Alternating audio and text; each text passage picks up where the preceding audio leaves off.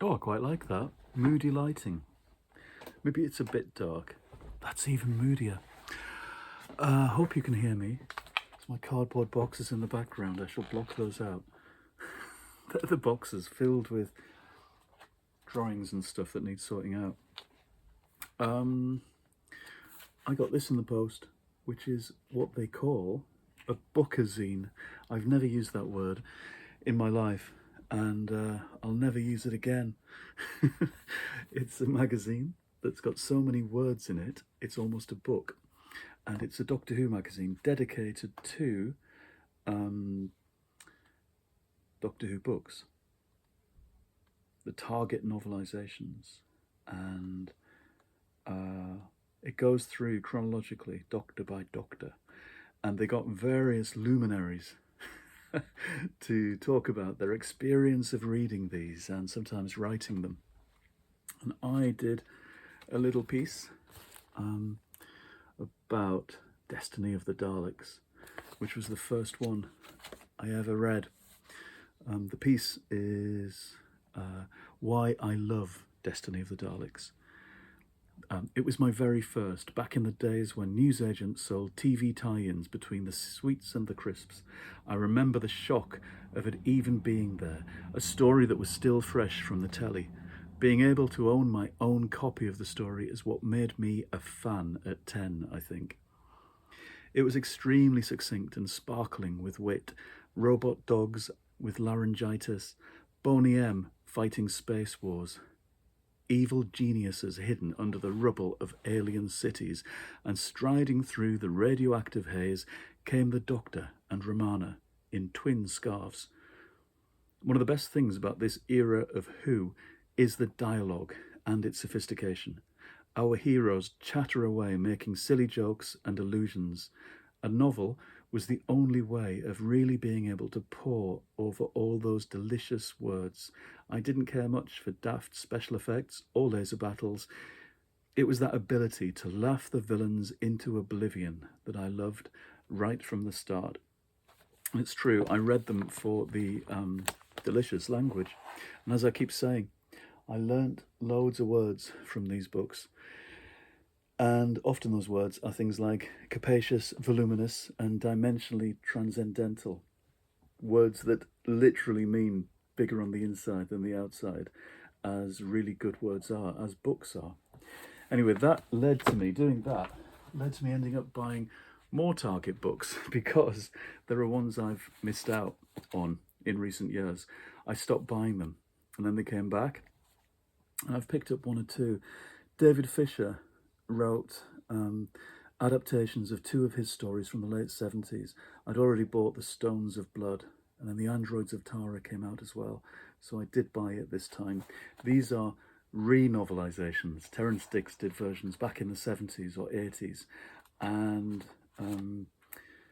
they were revisited by the original author of the scripts, David Fisher, who, I keep saying, I've always preferred to Douglas Adams from that same era of Who. He wrote better villainesses. And I bought Eric Saywood's Resurrection of the Daleks. Now, this has been panned by everyone, as far as I can see, which seems really unfortunate. Eric Saywood gets a very rough deal, I think, from fans everywhere. I don't know what the deal is, really. I haven't read lots of the behind-the-scenes stuff. Maybe he was a real stinker. I don't know. He did produce scripts that were very violent, but they were very of their time. They were very mid-80s. They were kind of as brash as a 12-inch remix of Frankie Goes to Hollywood. That's what Eric Saywood's scripts were like. But his Dalek stories were just beautiful and very different to each other. And one was very violent and continuity heavy and made no sense, but it was very exciting, and that was Resurrection of the Daleks. And then a year later he did one that was dripping with dark humour, black irony, and he adapted that one as well as a novel in recent years. We waited for those books for so long. My 15-year-old self can't believe there's actually books based on those screenplays now, but I'm wary that they have been slagged off so badly. But then what do fans know? They know hardly anything really in the end. I also got this, which isn't a novelisation. It's Bally Rye's Rebellion on Treasure Island, which fits in with the Puffin literary classics mashup series for Doctor Who. The other examples are over here. Well, the first examples are there. Jacqueline Rayner's Legends of Camelot and her The Wonderful Doctor of Oz. There have been a couple of others written by somebody or other, but it's a series I really love, and a series, again, I wish had existed when I was 12, 13, 14. I would have been cock-a-hoop, I would say. What else is down here that I need to talk about? I was picking up books when I was tidying things up. Another plug for Death at the Dress Rehearsal, written by my friend Stuart Douglas. This is out this week. It's essentially what if the two main leads from Dad's Army had in their spare time solved murders and mysteries. And it's a great read, and the first in a series. I found this amongst my stuff. A Rachel Pollack novel, Unquenchable Fire. Now, she's a science fiction writer I haven't read. I discovered that my copy, I don't know how long I've had this, is a signed copy, which is a pretty good find. Wow, the blurb is really tiny, so I'm not reading that out. I want to read this as well. I've never read this, Never Let Me Go, Kazuo Ishiguro. A science fiction novel, and I saw the film recently, and I wish I'd read the book first. I just do, but I didn't, and it looks fabulous. These are things that I got. Oops. Oh dear. Sorry. A book haul in Stockport the other day, the end of last week, and I found there's a lovely. It's called Greenhouse Books in Stockport. It's an indie, secondhand, some new books. They've got their own press. They do events. They do shows of pictures. They're very active in the kind of literary and arty world in our neck of the woods. And I found amongst their books the third book in this series by Glenda Lark. Now, it's a long time since I read the first one. It was a kind of modern day Dune. Stormlord's Exile. The first one was Last Stormlord, I think, or Stormlord Rising. I can't remember which way round they went. And I've been gradually buying them up, but I haven't returned to it yet because it's about 14 years ago and I need to reread the first one. But I was delighted to find it. Catherine Cookson writing as Catherine Marchant in the 70s. My mum used to read these and she said, it's Catherine Cookson's pen name and these are the ones that she writes and they're a bit muckier. I don't know if that's true or not. That's what she used to say. A 1970s biography of Barry Manilow, published by Star Books.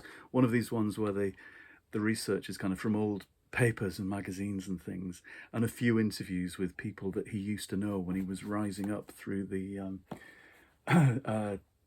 lower echelons of stardom. It's one of those biographies. I've got a few Elton John and people like that in the 70s. This, I've read a whole bunch of chapters of this already. I'm not a mass, I don't know why I got it. I'm not a Barry Manilow fan. But it's very interesting looking at kind of gay singers' biographies when they were back in the closet and what was said about them and how that was treated in things like official biographies. Some lovely stories about starting out as an arranger of music and a singer in New York in the late 60s, early 70s. And there's stuff about playing the gay bathhouses with Bette Midler. Tinkling the Ivories as Bette belts out songs to all these blokes in towels is very funny. And it's funny the way the fella who writes this, Tony Jasper, chooses to present that. And then some Nancy Drews, and this is all Cameron Chaney's fault for reminding me of how much I love Nancy Drew. This wasn't from the other day. This is a box set I've got from the 70s that my friend Deborah found for me. From the Armada editions. of Nancy Drew, which are just as fabulous as the Armada editions of the Hardy Boys, of which I have many. So here's the Nancy Drew case files, cold as ice. This is the 1980s, and can't you tell it? Everybody's in puffer jackets. Mystery of the Glowing Eye. This is exactly what Cameron did. It's funny. I love this, though, going through heaps of things in a series. The Message in the Hollow Oak and The Ringmaster's Secret. I don't know what it is, why they're still readable at the age I am. They're just, I guess they're just cozy, aren't they? They're cozy mysteries.